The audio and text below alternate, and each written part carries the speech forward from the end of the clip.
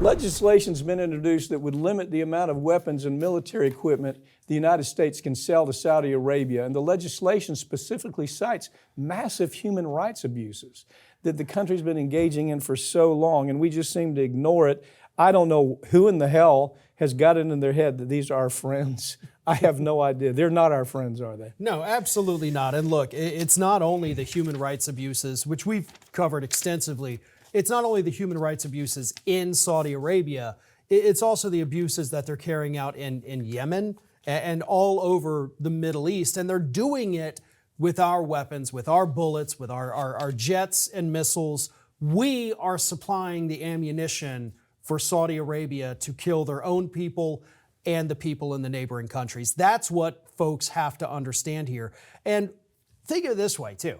Remember earlier this year, maybe it was last year, everything runs together at this point, but when Biden went to Saudi Arabia and said, oh my God, the gas prices are insane. Saudi Arabia, we've given you so many weapons, everything you've ever wanted. Could you just help us? And they said, no. No, we're going to make prices a little higher, actually. That was after Biden, after he said, well, Biden called him the pariah. Remember, he's running for, he says, the President Biden campaigned in 2020 making Saudi Arabia a pariah. Okay, this is Ken Klippenstein with Intercept, who I think is brilliant. Yeah, he's wonderful. I mean, he's really a great reporter.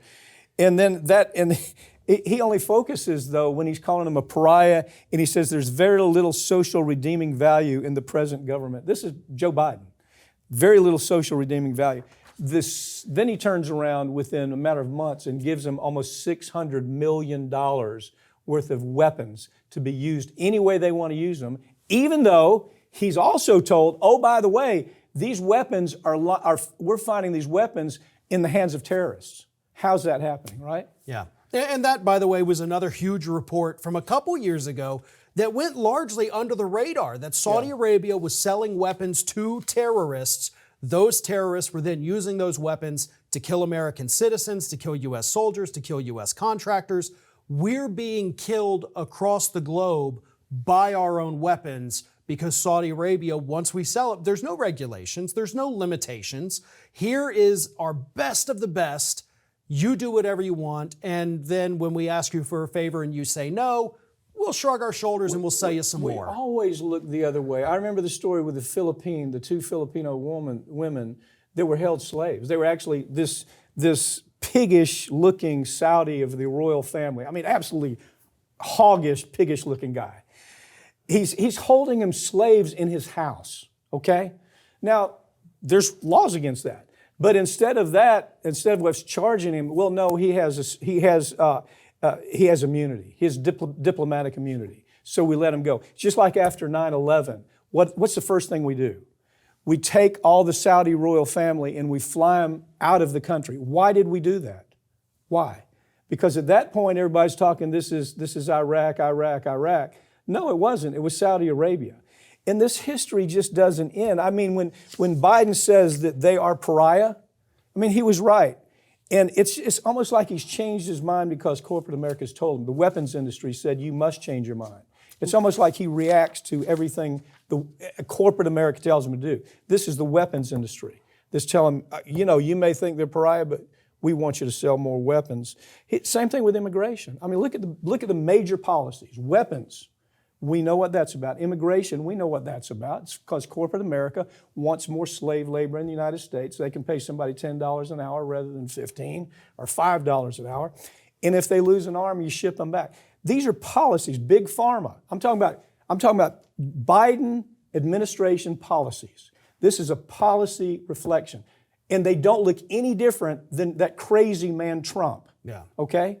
Trump was doing the same kind of stuff, and we're thinking, well, okay, we're going to see something different. No, we're not. Big pharma. Oh, it's almost like he's a hero because he required that 10 pharmaceuticals, we could control the cost of 10 pharmaceuticals. Everything, and there's thousands of them. And whatever else you want to, forget it. But these are policy issues. You see, to me, big tech, his favoritism to big tech. And so I just think that I don't think we're going to change it. I don't think, we haven't seen it change with Republicans. We haven't seen it change with Democrats. It's just a way of life here in the United States. Well, and part of that also ties back to the stock trading story, because every single thing you mentioned here, well, all these members of Congress, House and Senate, they own stocks in all these companies, so they don't want any change. All they want to do is be able to go out there and sell people on an issue like, man, if we just had 5 more people from our party in this body, boy, we could really do something about it, but oh man, we just don't have it, so we can't.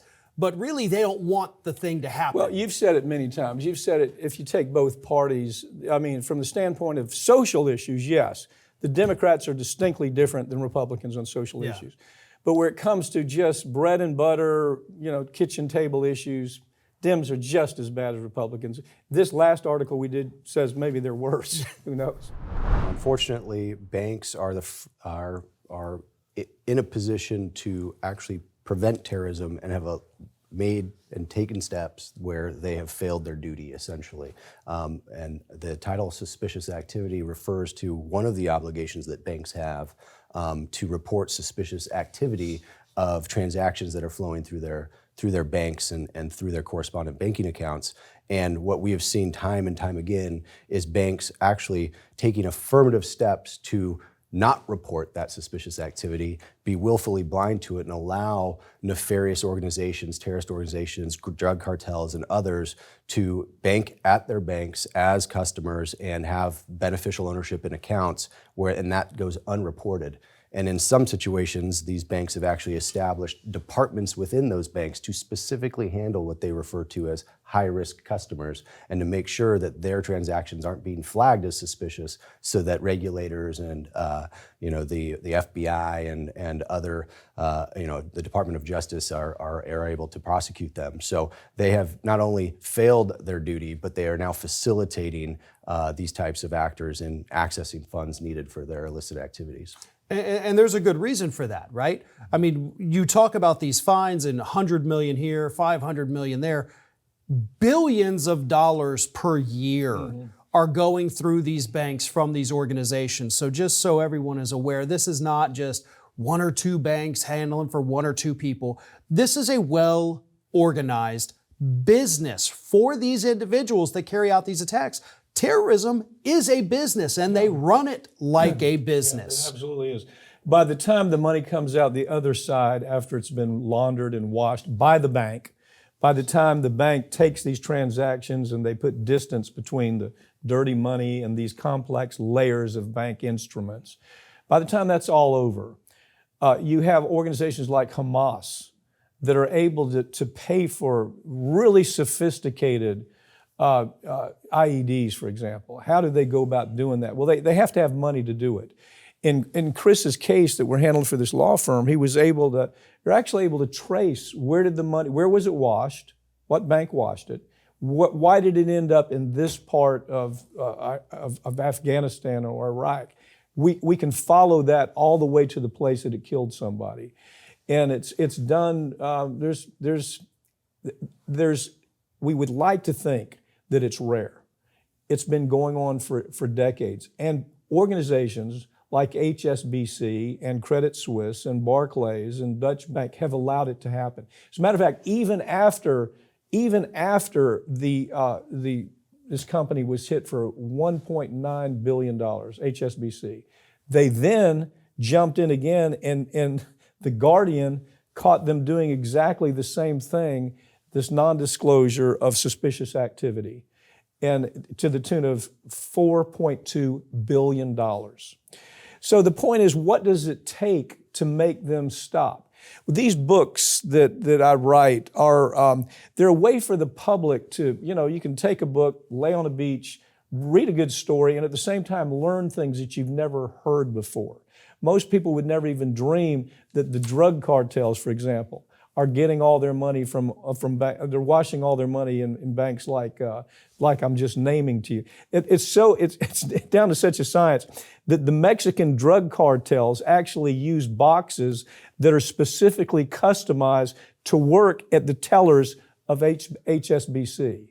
And HSBC acts like, well, we don't know what's going on, But this case, the banking part of the case, ended up in front of just a purely awful jurisdiction. Talk about that in what the judge's decisions were on that.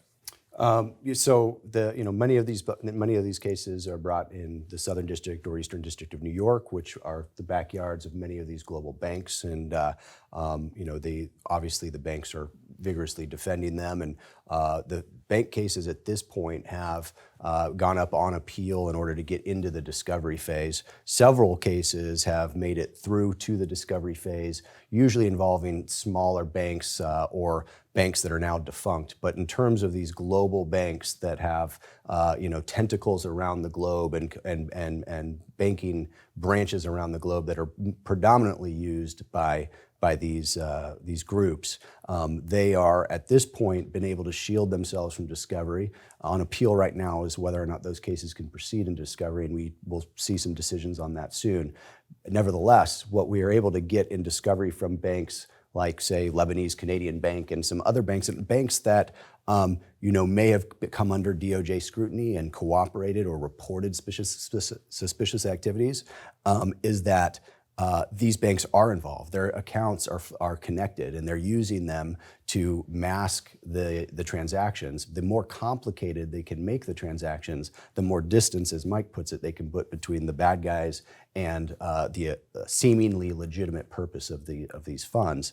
And so that while banks have been somewhat successful at the early stages in avoiding discovery, I do think that we are going to see that defense start to crumble, and we will get into those accounts and be able to look at the data ourselves.